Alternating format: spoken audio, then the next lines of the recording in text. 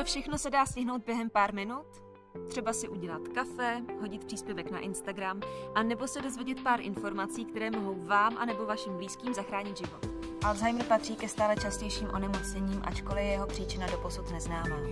Je taky ale dobré tohoto nepřítele znát dopředu. Časná léčba ho totiž může zpomalit. Alzheimerova choroba je neurodegenerativní onemocnění mozku, při kterém dochází k postupné demenci. Nejčastěji postihuje pacienty starší 65 let. Příznaků si často člověk nemusí všimnout sám.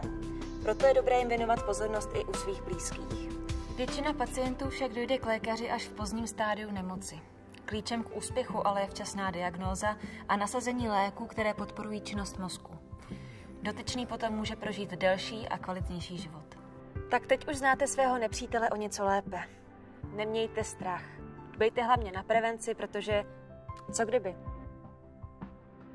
Tento projekt vznikl pod křídly Fénixe, pojištění pro případ závažných onemocnění od pojišťovny VZP a S. www.poznejnepřítele.cz